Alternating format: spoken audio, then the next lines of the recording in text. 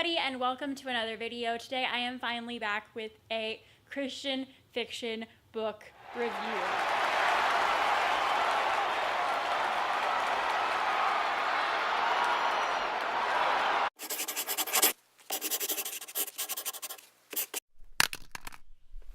It has taken me way too long to get back into the swing of filming Christian fiction book reviews and book reviews in general, because that is why I started a YouTube channel and why I started my Instagram and my blog, because I love books, I love reading them, and I also love writing them in my spare time. Today, the book that I'm going to be talking about is Michal. We're here again at that point where Jenna can't pronounce anything. Today I'm going to be talking about Michal by Jill Eileen Smith. You can see I still hesitated there. Gosh, intros are hard. Okay, so this book, the daughter of King Saul, Michal lives a life of privilege, but one that is haunted by her father's unpredictable moods and competition for her beautiful older sister. As a girl, Michal quickly falls for the handsome young harpist David, but soon after their romance begins, David must flee for his life, leaving Michal at her father's mercy in the prison that is King Saul's palace. Will Michal ever be reunited with David, or is she doomed to remain separated from him forever? I don't know if you've ever read the Bible, but King Saul was a villain. Like, he was good, and then he was a villain. And when I say a villain, I mean like the worst of the villains. This book made me more terrified of King Saul than I think I've ever been of anything scary ever. Like, as far as fear goes, that is how stinking scared I was of this book. Oh my goodness. So, like, this book made me feel a lot of emotions, and none of them were positive, but that was also a good thing. Did that make sense? Most of Jill Eileen Smith's books have a way of making me feel very angry, but in a good way. So it's not like I'm upset that I'm angry. It's just that it's like, I feel very passionate feelings right now. Piper? Can mommy show you to the world? Oh. Oh. You're so sweet. You're so sweet. Jill Eileen Smith's books are very emotion driven, I think. The way I read them, at least. I get very into them very fast. They're very easy for me to like binge read and page turn because they're just very, I don't know how to describe it. I think that this book just really made me like feel very sorry and then feel very angry and then feel very upset. And you know, it doesn't really have a happy ending. It has an ending, but it's not a happy ending. But it definitely made me want to read the entire series. Oh, did I mention Michal is the first book in the Wives of King David series?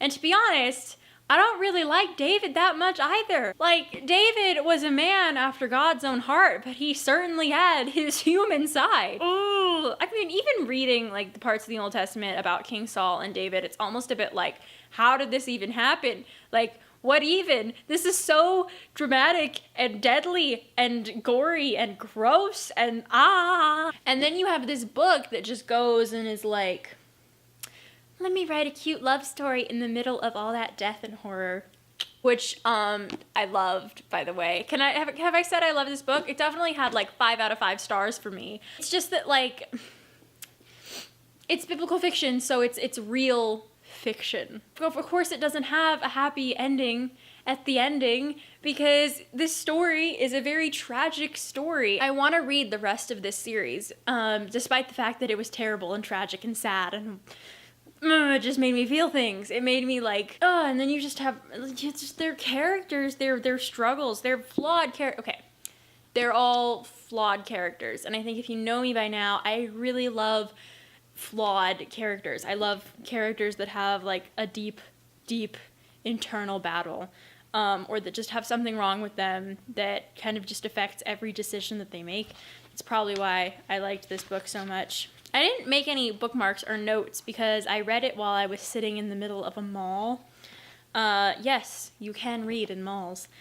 But I do know that, like, The note from the author section was also just very wonderful, and I really liked reading that from a writer's perspective. As a writer, I always read the notes from the author in the back of books because I would want someone to read my notes, and they give you insight into how the book was written, and I just, that combined with the, like, epic writing that is this book, just, guys. I mean, for the first half of the book, I was definitely team Michal because I just felt bad for her. Her dad was a terrible dad. She had so much, like, going against her from the start. I was like, yes, go Michal, go Michal. But then by the end, you're like, oh, well, all of that bitterness kind of made her character bitter, and that is also sad. And you just, it's watching a relationship break down.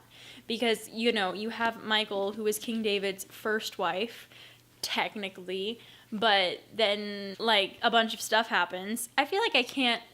Is that a spoiler? It's not a spoiler. It's in the Bible. Read your Bible. Relationship breakdowns are sad, and they're interesting to read about. A lot of people would be like, it's not a happy ending. And, you know, I don't know why I like reading sad stories, but they can teach you something, maybe, you know? Like, don't hold on to bitterness or grief. Don't let jealousy fuel your decision making. Don't make mistakes, obviously. If you find the story of King David and King Saul confusing, which I guarantee you I did as a kid, like, I remember my junior high, middle school era youth group, they tried to do a series on King David and King Saul, and I did not get it at all. I don't understand, like, because, you know, it jumps around a lot in the Bible from place to place, and this really, as a narrative, from a narrative perspective, really helped me get a grip on what was going on between David and Saul, which, again, as I've said before, is one of the reasons why I love biblical fiction, because it teaches you something, and I like that. So I would highly recommend this book. 10 out of 10 for me. I really enjoyed it. I enjoy pretty much all of Jill Eileen Smith's books and writing, so if you see a Jill Eileen Smith book in the thumbnail, just know I'm gonna like it. Why are you even clicking on it? Like, if it just... I'm gonna like it. On a more personal note, people always come up to me and they're like, your Chihuahua is adorable. Or they'll be like, your Pomeranian is so cute. And guys, she's a toy Australian Shepherd. And then people are like, I had someone come up and they were like, is your dog really an Australian Shepherd or are they a mutt? And, you know, Piper is a purebred Australian Shepherd, so she's not a mutt. And I was like, nope, she's not. And she was like, well, I'm pretty sure your dog is half Corgi. If you like this video, please be sure to subscribe to my YouTube channel and give this video a thumbs up.